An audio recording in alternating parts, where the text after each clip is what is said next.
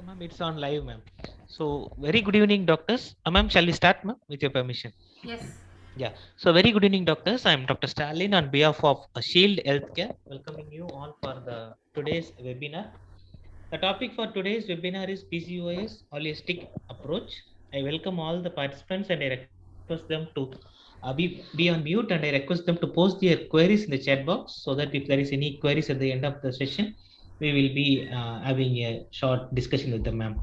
So now it's time to introduce our invited speaker for the day, Dr. Purita Rajesh, ma'am. Madam is currently the consultant OBGYN and fertility specialist at laparoscopy surgeon at Sridevi Hospital and Fertility Center, Trichy. Madam was also the past secretary, Trichy OG Society. So with this short introduction, I welcome you, ma'am. I'm handing the session to you for further proceedings, ma'am. Now you can start your presentation.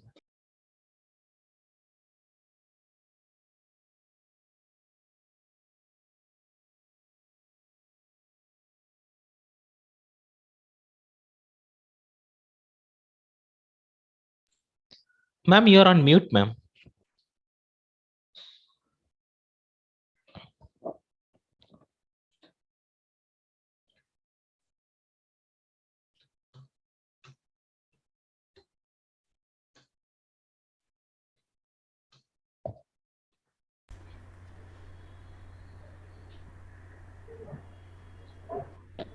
Shall I start? Yes, ma'am. Yes, please, ma'am. Yeah. Thank you for the nice words and thank you everyone for being here.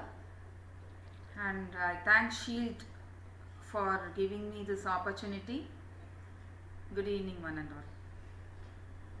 So, we know PCOS, nowadays we see more and more of PCOS patients in the OPD, and we are expecting more number of patients if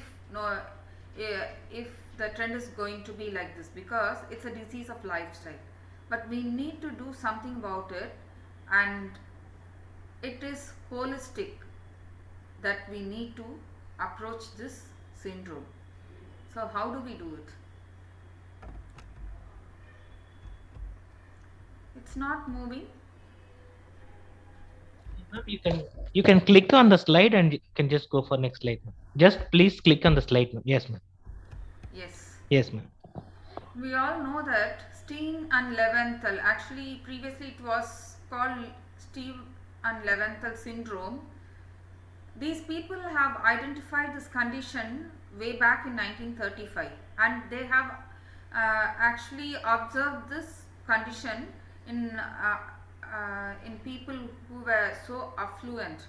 That means it's a disease of lifestyle, obviously. And in 80s and 90s, they had included the ultrasound criteria, because uh, ovaries, because in 80s actually the ultrasound was in budding stage, and people were actually looking at every organ, and it was a learning curve for everybody, and they have found out that such people who had more cysts in the ovaries, they had this syndrome, and that's how this ultrasound criteria came in. And in 2003 there was a conference in Rotterdam, and there's a criteria for diagnosing this PCOS, and it's called Rotterdam's criteria. And for diagnosing PCOS, the criteria have to be met. And in 2018, there was an international evidence-based guideline formed for the assessment and management of this syndrome.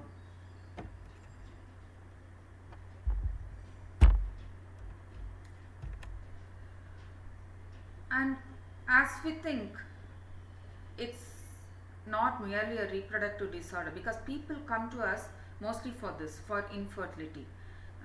But actually it is a metabolic syndrome as well as an endocrinological disorder, because it affects more women in the reproductive years. We do see people coming for reproductive disorder. And although hyperandrogenism and infertility that PCOS causes, um, it's that's what, as I said, it's a metabolic sequelae eventually plague the individual into morbidity and mortality. And when it comes to the ultrasound criteria, it is actually 12 or more follicles. And now the recent, more advanced machines, ultrasound machines, they actually pick up more number of uh, follicles in this size, that is from 2 to 9 millimeter in diameter. And according to the advanced machines, it's 25 or more. And if the ovarian volume is greater than 10 ml, then whether it is single or both the ovaries, we now according to the ultrasound criteria, these are the three things we look at.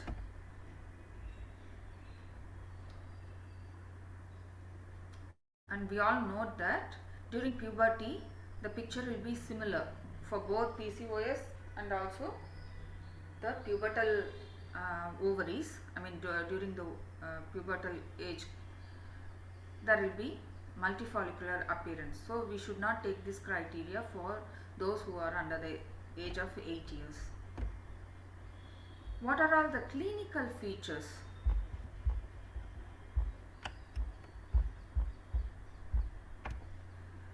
Obviously, irregular periods and infertility, but most of the women, the mothers, they don't bring their daughters when they have irregular periods during the adolescence and even before getting married. But once these girls get married and when they have problem in conceiving, that's when these people come to us. And the metabolic clinical features are due to insulin resistance, the obesity, and there is increased chance of type 2 diabetes in these girls. And you can look at the acanthosis in most of these girls. And the androgenic clinical features are alopecia, hirsutism, and acne. So coming to the diagnosis, as I told you earlier, Rotterdam criteria, we were using this for a very long time, but the latest one is the Androgen Excess Society definition. And these are all the three features common for all the things like Rotterdam, NIH, and Androgen Excess Society. Hyperandrogenism, if it can be clinical or biochemical, whichever is present according to Rotterdam, whether the clinical feature of hyperandrogenism or biochemically, if the hyperandrogenism is seen, and if there is any abnormal uterine bleeding, that is either oligo-ovulation or anovulation, and polycystic appearance of ovaries on ultrasound. 2 out of these 3 is, if 2 are present, then according to Rotterdam it's PCOS.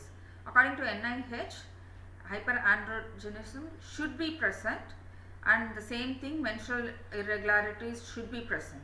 So when these 2 are present, definitely it's PCOS. The ultrasound criteria is like if it is present or not, it's not mandatory to say it's PCOS. And androgen excess society, hyperandrogenism should be there, like whether clinical or biochemical.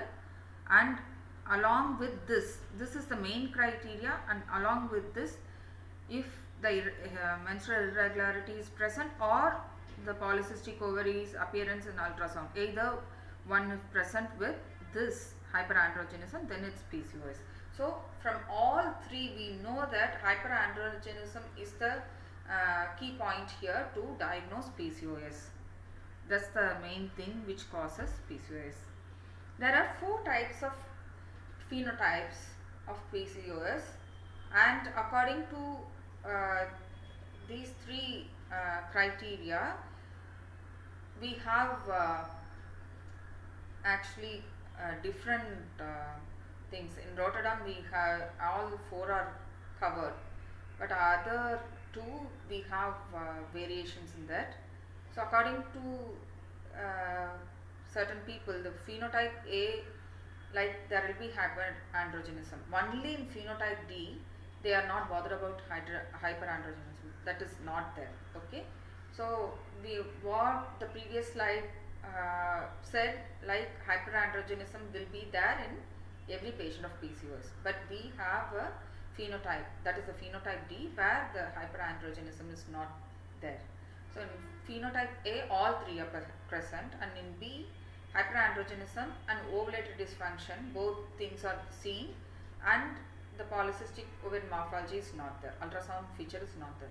In phenotype C, hyperandrogenism and ultrasound morphology of ovaries are seen, but menstrual irregularities is not there. And in phenotype D, the hyperandrogenism is not seen, and that is the features of hyperandrogenism is not seen, but there will be menstrual irregularities and there will be ultrasound feature of polycystic ovaries.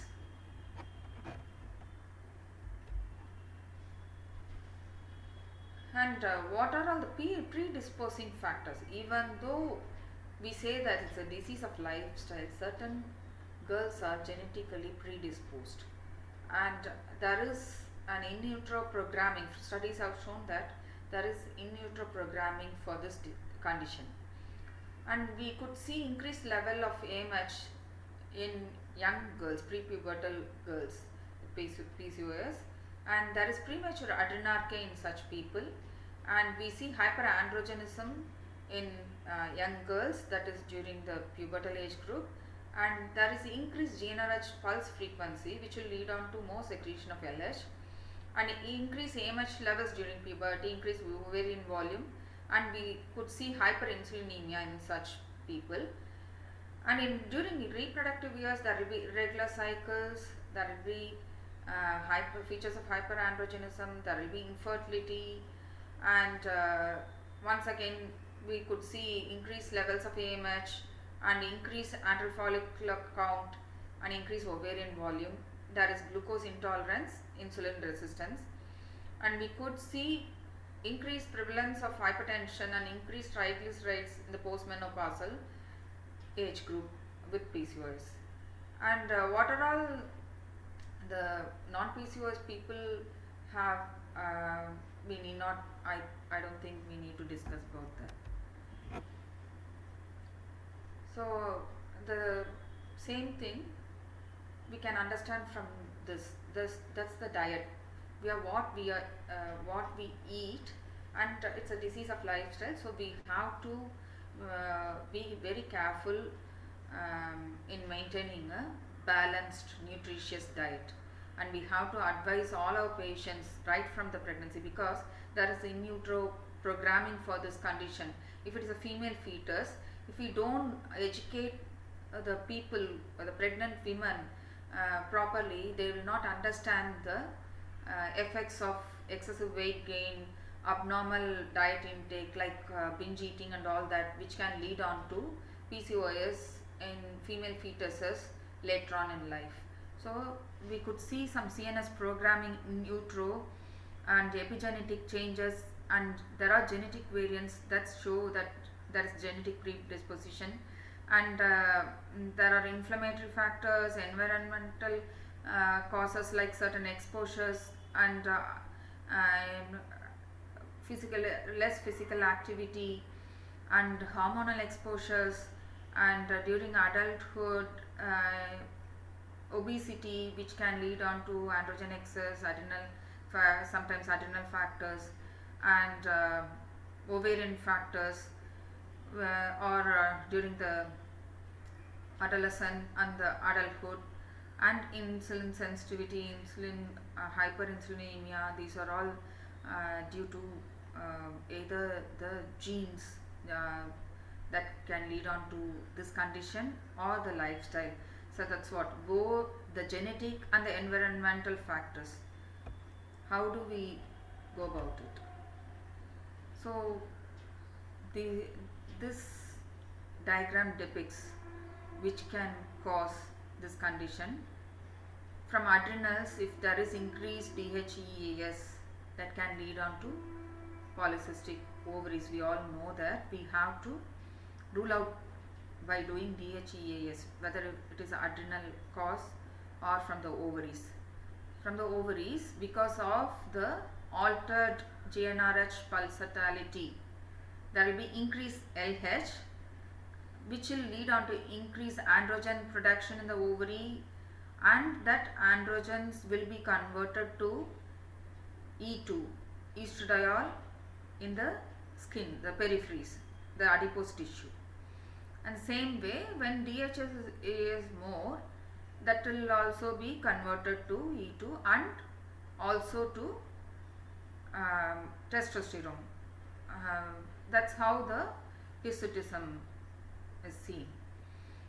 And in such people, we could see altered sex steroid levels even at the hypothalamo-pituitary level, and there will be a altered ratio in FSH and LH secretion, and this will lead on to decreased sex hormone binding globulins and decreased insulin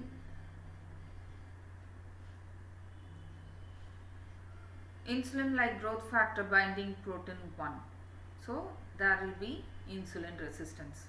There will be hyperinsulinemia, which will act on the ovaries, and this will lead on to more secretion of LH once again, and once again all these things occur, and this will be a vicious cycle.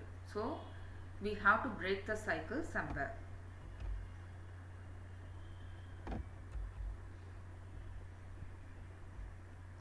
So when there is hyperinsulinemia, insulin resistance, and because the receptors, they don't take up the available insulin, there will be hyperinsulinemia. And what happens? It will act on the ovaries, and there will be increased androgens. And insulin is primarily responsible for controlling LH. So what happens? Insulinemia will lead on to increased LH levels, and from the ovaries there will be increased androgens because of this insulin, hyperinsulinemia. And women with PCOS have decreased sensitivity to circulating insulin irrespective of weight. Actually, as we think, not only obesity, those people who are genetically predisposed, they also have insulin resistance. Actually, in lean PCOS we could see insulin resistance. So there is intrinsic insensitivity to insulin in such people. So we need to decrease the amount of circulating insulin in these people. How do we do it? Let's see that. And inositol deficiency drives PCOD. The insulin resistance seems to be driven by deficiency of myoinositol and dechironinositol. And myoinositol deficiency triggers disrupted insulin signaling as well.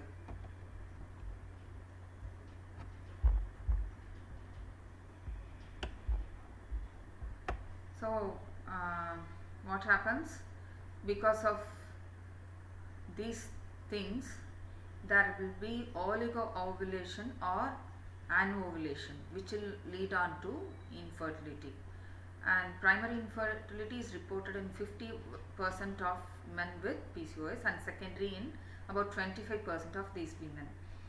And there is increased risk of preeclampsia, that is about 3 times in these people, and 3 times increased risk of GDM in these people, 2-fold increase in preterm deliveries and 2-fold increase in risk of IUGR. And there is 2-fold increase in risk of MI in such people, and 2-fold increased risk of hypertension in PCOS women. And there is increased risk of 5 to 10-fold in developing type 2 diabetes mellitus, and there is increased risk of endometrial CA because of high estrogen levels and unopposed estrogen acting on the endometrium for a longer period. Psychological effects are 4-fold increased risk of depressive symptoms and high prevalence of anxiety disorders and reduced quality of life in such people.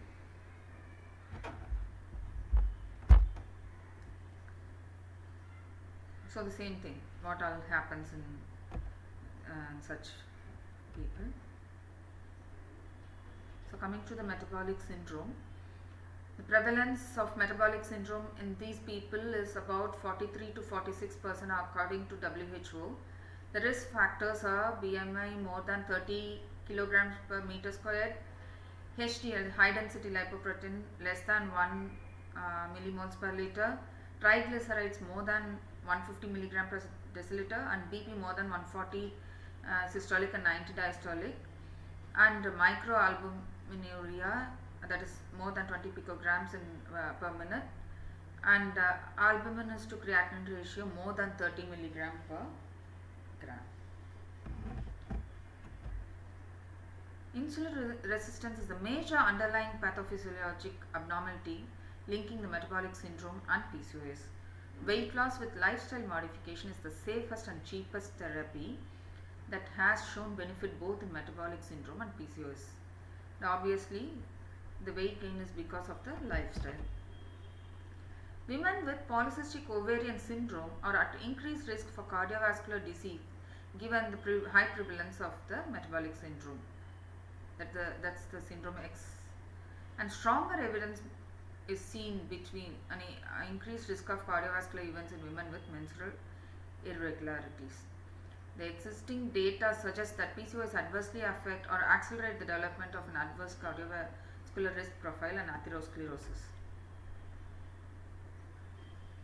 PCOS disease specific questionnaire known as the PCOSQ has been developed to study the psychopathology of women to know about the quality of life, and obesity and infertility cause the greatest degree of stress in such people.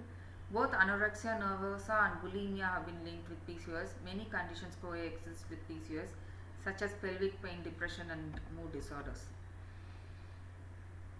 And we have seen already that endometrial CA is mainly because of the unopposed estrogen without progesterone for a long time.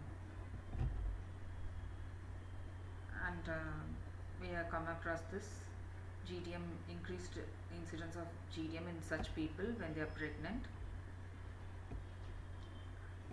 Hypertensive disorders occurs in 8% of PCOS pregnancies, and increased levels of androgens is the factor causing this. So in this COVID pandemic, these factors can increase the severity of COVID. Obesity, hypertension, type 2 diabetes, metabolic syndrome, high cytokine levels, high androgen levels, low vitamin D levels. These are all seen in PCOS. So definitely we have to correct the metabolic disorder here and also the endocrinological problem, so that these people, they don't get affected with more severe disease. What do we aim at? This has to be managed properly to prevent so many things. So during the reproductive age group, during the reproductive period, we need to regularize the menstrual cycles first of all. So that itself will prevent the high levels of estrogen circulating and affecting the target organs without progesterone. We need to reduce the androgen levels, and we need to overcome insulin resistance, and we need to improve oocyte maturation and oocyte quality. When there are abnormal hormonal environment, like when there is more LH, more androgens, definitely the oocyte quality will be affected. There will be problem with the oogenesis. So we need to address everything, and we need to take care of hirsutism, obesity, and we need to prevent the cardiovascular problems, obstructive sleep apnea. And how do we manage? Obviously the lifestyle modification, that is with diet, both diet, proper diet, timely diet, nutritious diet, and physical activities. Like we need to educate them about the physical activity, how many hours they need to do moderate to heavy exercises, and how many hours a week, and how do they manage, and how, what are all the possible benefits, what are all the major benefits they get from modifying the lifestyle. And they have, studies have shown that metabolic parameters markedly improved after 4 to 12 weeks of dietary restriction.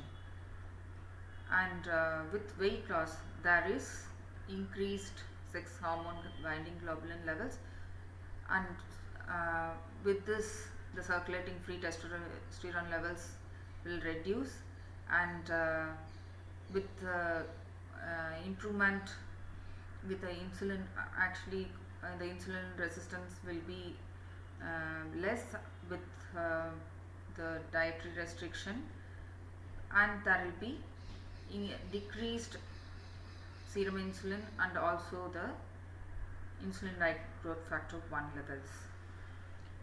Weight loss in patients with PCOS who are obese is associated with the reduction of hirsutism and the return of ovulatory cycles in 30% of women. A moderate amount of daily exercise increases the levels of insulin like growth factor 1 binding protein and decreases this. Metformin has a beneficial effect on metabolic syndrome. We all know that metformin sensitizes the insulin receptors. So the insulin receptors will start taking up the circulating insulin, so that whenever the circulating insulin is taken up by the receptors, there will be a negative feedback and there will be decreased levels of insulin, so that the hyperinsulinemia will be taken care of by this drug metformin. So metformin will definitely bring down the hyperinsulinemia and also the insulin resistance. With metformin, we could see patients restoring ovulation, and the cycles are regularized in about 50% of these people. In addition, pre-treatment with metformin has been shown to enhance the efficacy of clomiphene for inducing ovulation. But in these people, nowadays we do use letrozole rather than clomiphene, because these people are at high risk of ovulation, hyper OHSS. We do start with 500 milligram twice a day, and the recommended dosage is 1500 to 1800 milligram per day. And we can go up to 2500 as well in obese people, and clinically significant responses are seen only with doses more than 1000 milligram per day, at least with 1000 milligram per day. Less than that is not useful in these people. If the patient does not wish to conceive, medical therapy is directed towards interruption of the effect of unopposed estrogen on the endometrium. Non-fluctuating levels of unopposed estradiol in the absence of progesterone cause irregular uterine bleeding, amenorrhea, infertility, and increased risk of endometrial CA. And OCPs elevate risk for CVD, but anyway we need to regularize the cycles in these people, and we have to choose the right OCP. OCPs can cause dyslipidemia and increase chance of thromboembolic events, but we have better OCPs nowadays, and we can choose the right OCP for these people.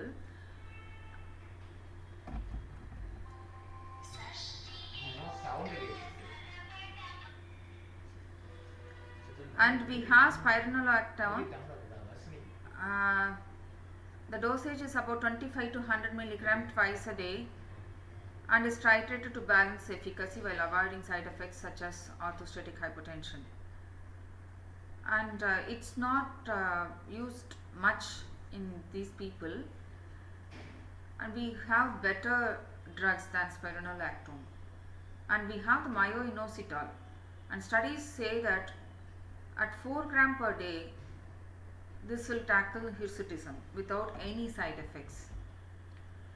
Cyproterone acetate is a progesterone with anti-androgen properties,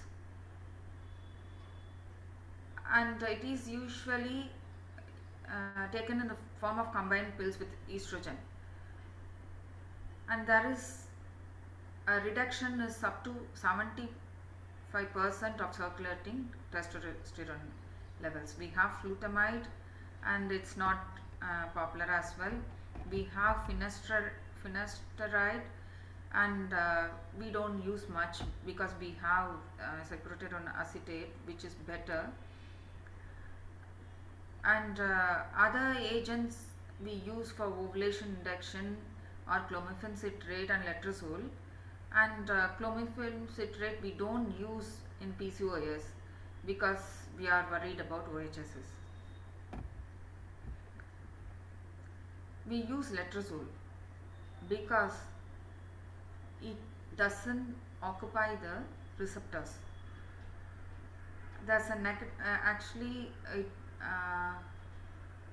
it releases the HVO axis from the estrogenic negative feedback, and it alters the ratio of FSH and LH, and we have increased sensitivity to FSH of ovaries.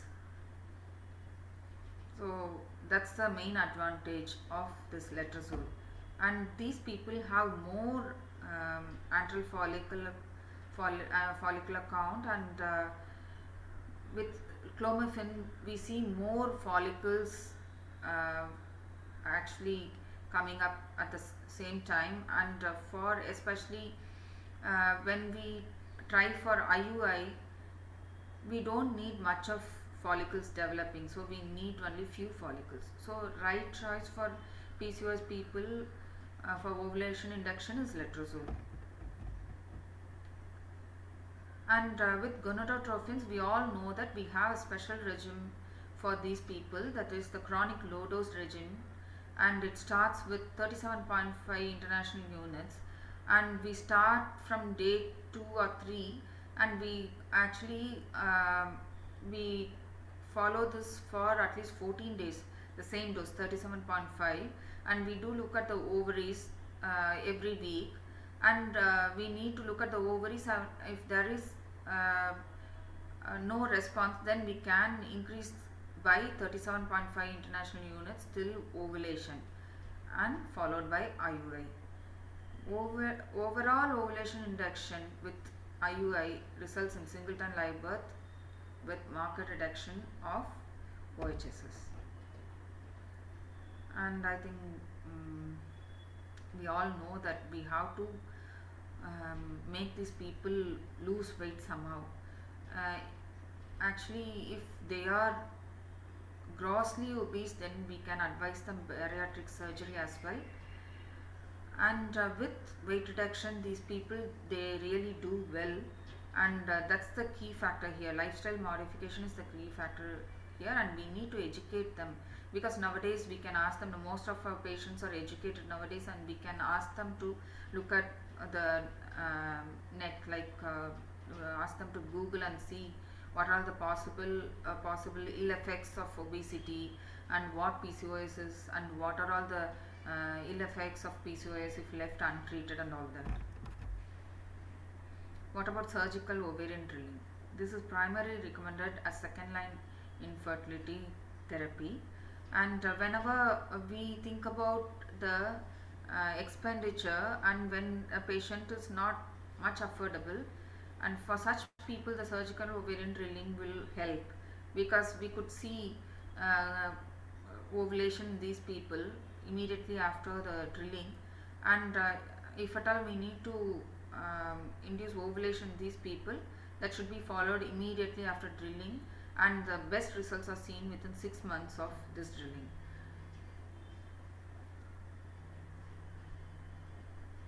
In some cases, the fertility benefits of ovarian drilling may be temporary. That's what the best results are seen. within 6 months of ovarian drilling. But this does not improve the metabolic abnormalities in women with PCOS. So that's mainly aimed at the ovulation induction. So what about the drugs and how about their action?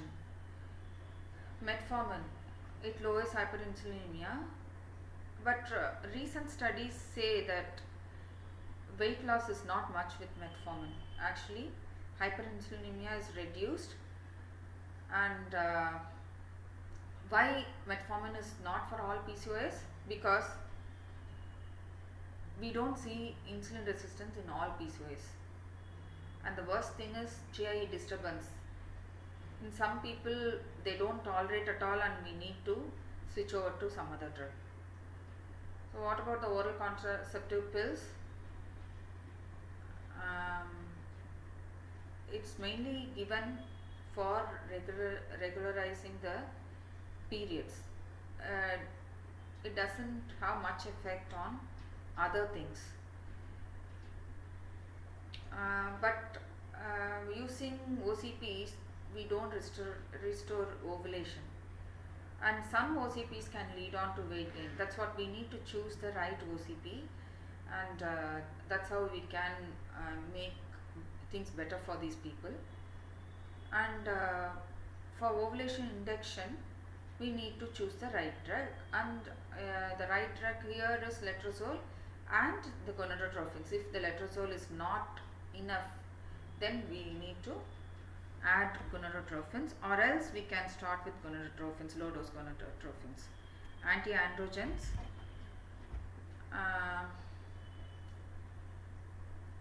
these drugs, they actually lower the excess androgen, the levels of excess androgens, but these drugs do not tackle insulin resistance, and hepatotoxicity is seen with this anti-androgens. So we need to address all these.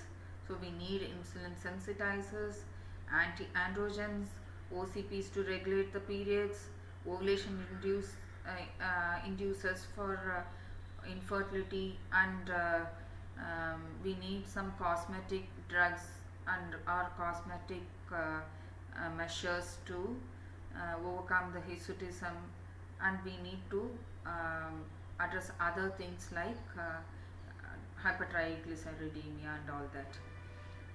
So we need so many drugs, but certain studies show myoinositol can do all this. So we can choose this drug to address everything in PCOS. Myoinositol is present in high concentration in ovarian follicular fluid, that is in the normal ovaries. It's essential for normal reproductive function. High levels of myoinositol in follicular fluid is very important for follicular growth and oocyte maturation. And high levels ensure oocyte quality. So this is already present in normal ovaries, but in people with PCOS there is altered levels of myoinositol.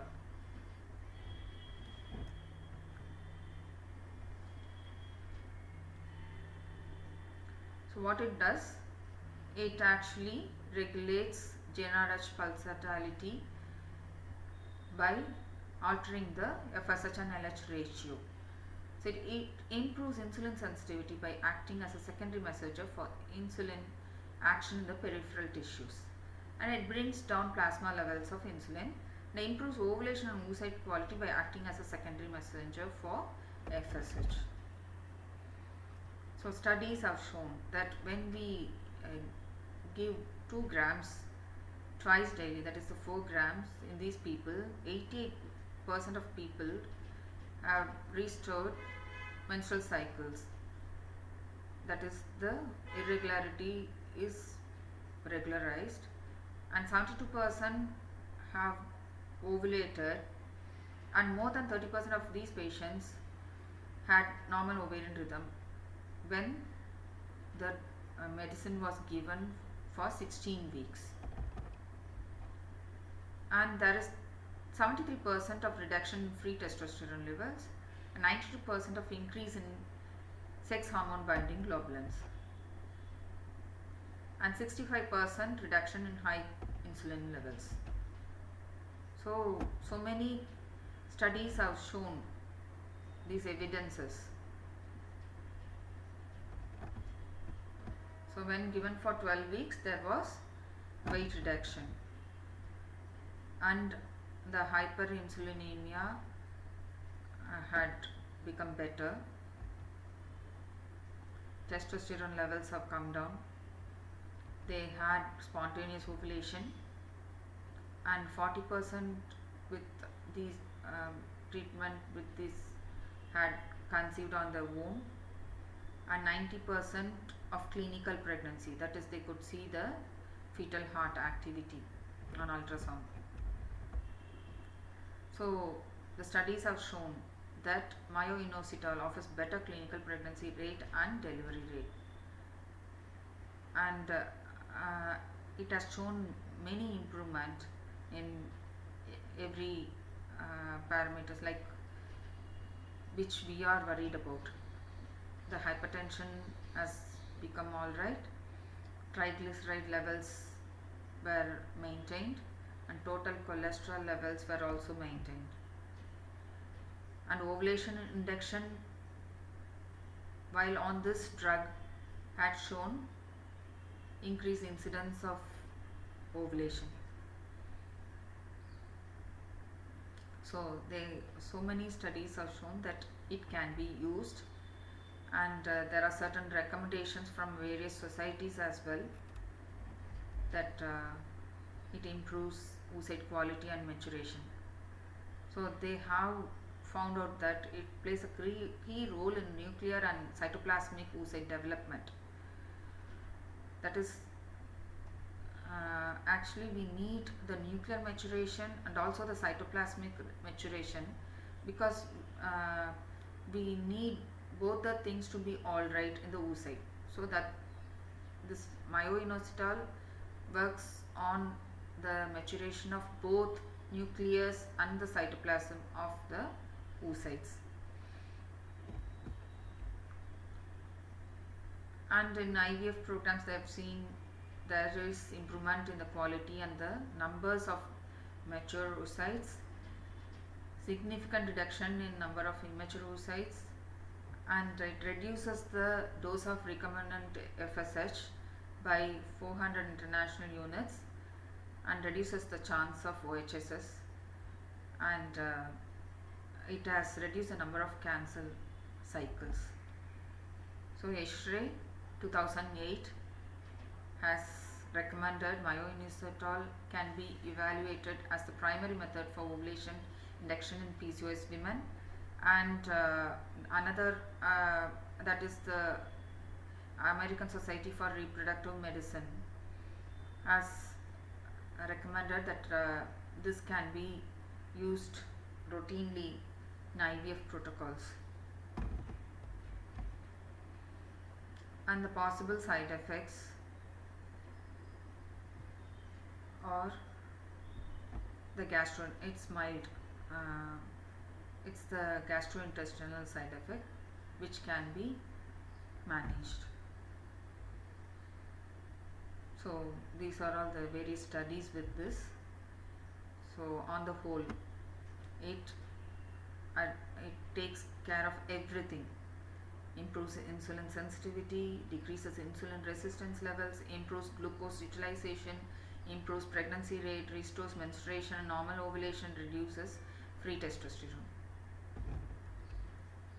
So we all know that PCOS, we need to take care of everything related to PCOS, and we do see more women with infertility rather than other things, and we need to help them by educating them, preparing them, communicating them, by counseling them, and we should help them to overcome the effects, and we should provide support for all these people, and with all these we can give them a better life, better quality of life. Thank you once again for the opportunity given. Thank you, ma'am. Thank you very much for that wonderful presentation, ma'am. Your presentation was in detail, ma'am, and hope you have covered the PCOS in your holistic approach way, ma'am. Ma'am, let me wait for 1 or 2 minutes for the participants to post their queries, ma'am. If there is any queries, then I'll read it for you, ma'am.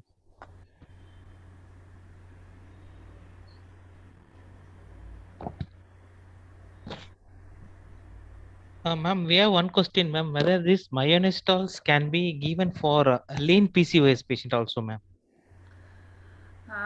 Actually, in normal ovaries, we could see high levels of myoinositol. So, these people with PCOS, whether lean or obese, there is altered ovarian milieu. Like the myoinositol deficiency is seen in these people. So, we can very well give myoinositol for every PCOS patient. Okay, ma'am. Ma'am, what should be the dose of myonositol, ma'am, when it 4 comes? gram is better. Yeah, ma'am.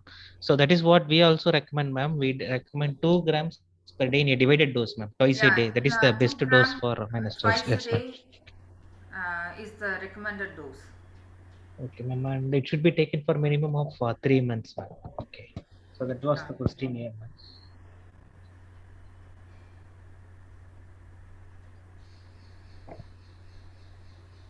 Ma'am, whether myonostols can be given as a prophylactic when they go for IVF treatment, ma'am. In PCOS, definitely yes. Okay. Because people with PCOS are the difficult ones we manage. Like such people, either we could see OHSS or else they behave like poor responders. Okay. So definitely there will be a problem in such people, and there is uh, there is effect on the quality of the oocyte as well, because in such people we could see there will be problem with the maturation of the oocytes, even like when it is with the nucleus also we could have poor oocytes, and when it is with the cytoplasm then the quality is definitely not good. So to address this we can give them myoinositol for better oocyte. Ma'am, we have one more question, ma'am. Whether minoxidil can be given along with metformin or minoxidil can be given alone for better result? Yeah, you can give metformin as well. You can give both. When you see insulin resistance, metformin, if you give metformin, the effect will be immediate, because we need to wait for some time when we give myoinositol. So metformin will take care of the insulin resistance initially, so immediately.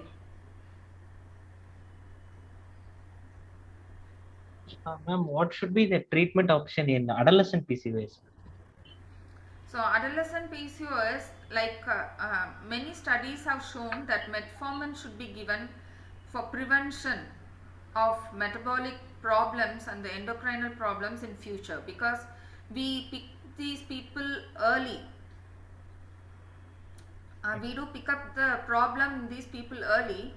So when metformin is given as a prophylactic measure, we could prevent all possible ill effects of PCOS in future. Okay. Ma'am, there is no other questions in the chat box, ma'am. So if you allow us, then we can end the webinar for today, ma'am. Yes, Yeah, thank ma'am. you. Thank you, ma'am. Thank you very much for Thank you so spending much. your valuable time with us, ma'am. We are looking for many more webinars with you in future also, ma'am. Please do support our Shield Connect page by coming for giving more webinars with us, ma'am. Thank you. But I'd also like to thank the participants for their active participation, ma'am. And I also like to thank my team, Genesia, for making this webinar possible, ma'am. Thank you, ma'am. Thank you, one and all. Thank one and all Thank you, ma'am. for being That was a here. nice session, Thank you very much, ma'am. ma'am. Thank Thank you. you very much, ma'am. Ma'am, I'm ending Thank the you very much, webinar, ma'am. ma'am. Sorry, I don't get you. Ma'am, I'm ending the webinar for today, ma'am. Shall I leave?